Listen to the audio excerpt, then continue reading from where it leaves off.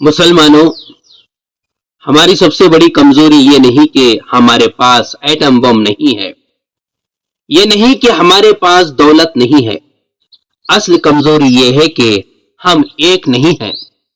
یاد رکھیں، جب ہم ایک تھے تو 313 نے ہزاروں پر فتح پائی۔ جب ہم ایک تھے تو اندلیس، بغداد اور قسطنطنیہ ہمارے قدموں کے تلے تھی، لیکن جب ہم بکھر گئے دشمن ہم پر مسلط ہو گیا۔ آج کا یہ بیان ہمارے دلوں کو جھنجھوڑ دے گا اور یہ یاد دلائے گا کہ ہماری اصل طاقت صرف اور صرف اتحاد میں ہے، ایک جٹ رہنے میں ہے۔ ناظرین، آج ہم جس سب سے بڑی کمزوری کا شکار ہیں وہ ہے اختلاف اور ٹکڑوں میں بٹ جانا۔ دشمن طاقتور نہیں ہے، ہماری کمزوری یہ ہے کہ ہم بکھرے ہوئے ہیں۔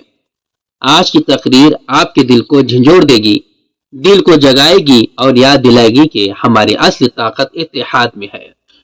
قرآن بار بار کہتا ہے تفرقہ نہ ڈالو۔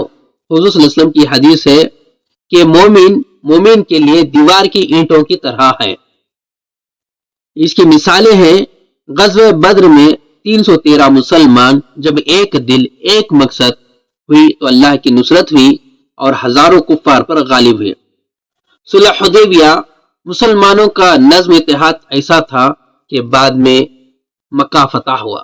اتحاد کی مثال یہ ہے کہ تنہا ایک لکڑی کو توڑ دو، یعنی ایک اکیلی لکڑی کو توڑ دو تو وہ آسانی سے ٹوٹ جاتی ہے، لیکن لکڑیوں کا گھٹا باندھ دو کوئی نہیں توڑ سکتا۔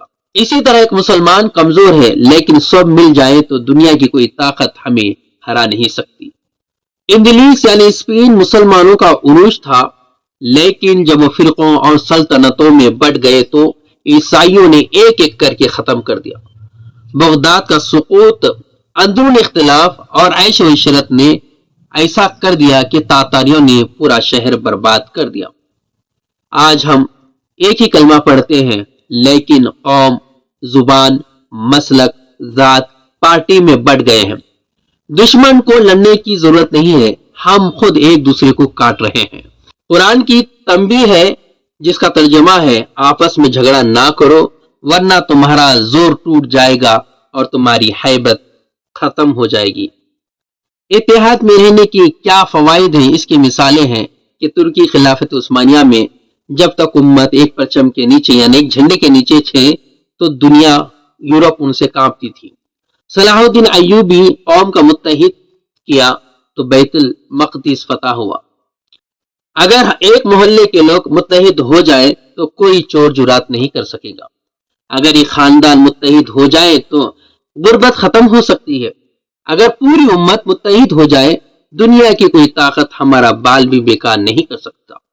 دوستو، آج ہم کو کیا کرنا چاہیے کہ ہم اپنے گھر سے اتحاد شروع کریں، خاندان میں ناچاقی ختم کریں، چھوٹی چھوٹی باتوں پر جھگڑا چھوڑ دیں اور مساجد میں اتحاد، ایک دوسرے کے پیچھے نماز پڑھیں، اماموں اور علماء کا احترام کریں اور قوم میں اتحاد، قوم، زبان، مسلک، پارٹی کے جھگڑے کو چھوڑ کر ایک امت بن جائے، ایک دوسرے کی مدد کریں نہ کہ تنقید کریں۔ دوستو، ہمیں ایک متحد ہونا ہے، پوری دنیا کے مسلمانوں کو ایک دوسرے کے درد کو محسوس کرنا چاہیے۔ فلسطین، کشمیر، شام، یہ صرف ان کا مسئلہ نہیں ہونا چاہیے، یہ سب ہمارا مشترکہ ایک مسئلہ ہونا چاہیے۔ دوستو، آج فیصلہ کر لیں کہ ہم تفرقے چھوڑ دیں گے، ہم ایک دوسرے کو گلے لگائیں گے اور ہمارا نعرہ ہوگا ایک اللہ، ایک رسول، ایک قرآن اور ایک امت۔ میرے عزیز دوستو، ہم کب تک ایک دوسرے سے لڑتے رہیں گے؟ کب تک ہم قوم، زبان، علاقے اور مسلک کے نام پر ٹکڑوں میں بڑھتے رہیں گے؟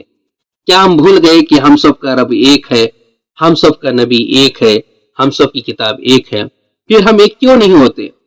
یاد رکھو، جب ہم ایک ہوں گے تو پوری دنیا ہمارا احترام کرے گی، اور جب ہم بکھر جائیں گے تو لوگ ہم پر ہنسیں گے اور ہم روتے رہیں گے۔ آج فیصلہ کریں، فرقے چھوڑے، نفرتیں چھوڑے، چھوٹی چھوٹی لڑائیاں ختم کریں۔ آج اپنے دلوں کو جوڑ لیں، آج اپنے گھروں کو، اپنی مساجد کو، اپنی قوم کو ایک کر لیں، اور پھر دیکھنا اللہ کی مدد ہمارے ساتھ ہوگی اور دنیا دوبارہ گواہی دے گی کہ یہ ہے وہ مسلمان جنہوں نے اتحاد سے دنیا بدل دی۔ اللہ اکبر۔ دوستو، آخر میں آپ لوگوں سے التجا ہے کہ یہ ویڈیو لوگوں تک پہنچائے تاکہ ہم جتنے بٹے ہوئے ہیں ایک متحد ہو جائیں اور ایک نعرہ لگائیں، اللہ اکبر کہ ہم ایک امت مسلمہ ہیں۔